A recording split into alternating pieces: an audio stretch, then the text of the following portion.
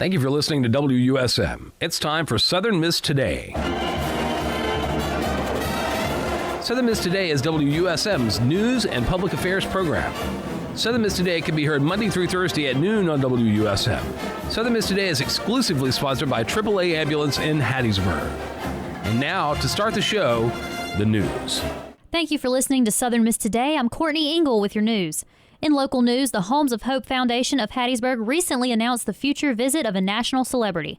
According to the Hattiesburg American, Cy Robertson of the A&E hit show Duck Dynasty will be coming to Hattiesburg on February 1st to speak at a fundraiser for Homes of Hope. Known on his show as Uncle Cy, Robertson is generally known for declining offers to speak to the public, but recently has begun to speak out more and more. The event will take place at the Forest County Multipurpose Center on February 1st, with all proceeds going toward operational support of Homes of Hope. WDAM is reporting the recent opening of the Hattiesburg Zoo's newest attraction, a 9-year-old male golden eagle. The exhibit opening was a joint effort of the Hattiesburg Zoo and the University of Southern Mississippi Alumni Association, with the golden eagle being the school's mascot. The eagle, named Nugget, was the center of attention Saturday morning as the zoo held a breakfast for Southern Miss students and alumni to visit the new attraction before Saturday's football game. And around the state, Flowood police were dispatched early yesterday morning after receiving reports of a firearm being discharged in a church.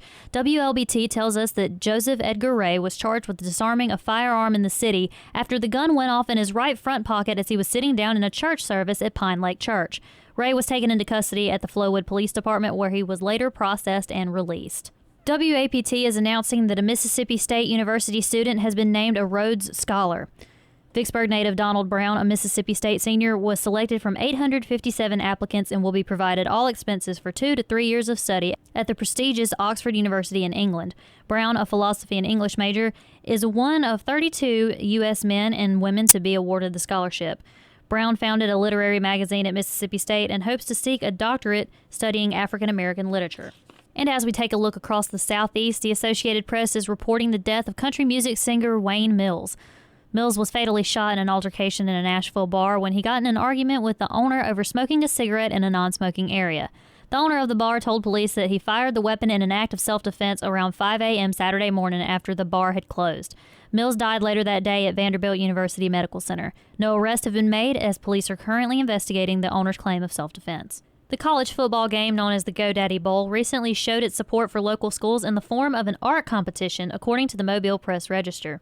The bowl game, native to Mobile, showed that these events are about more than football when it honored the winners of the annual GoDaddy Bowl annual art competition. The GoDaddy Bowl has awarded approximately $14,400 to local school art programs since the contest's debut in 2006. NBC is also reporting a woman in critical condition after jumping out of a football stadium in Oakland. The woman jumped from the third deck at the Oakland County Coliseum yesterday following the NFL football game featuring the Oakland Raiders and the Tennessee Titans.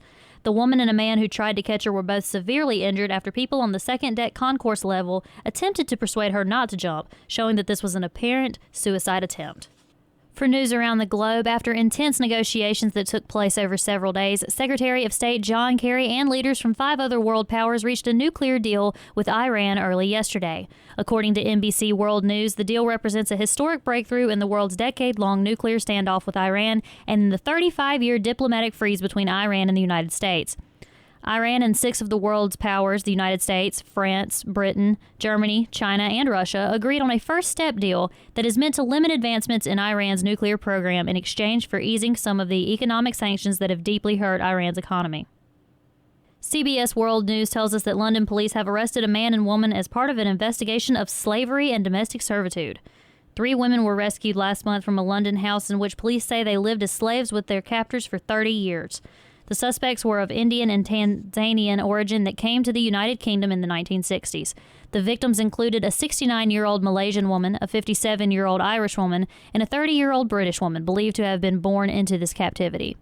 That's all for the news. Stick around after the break for your sports.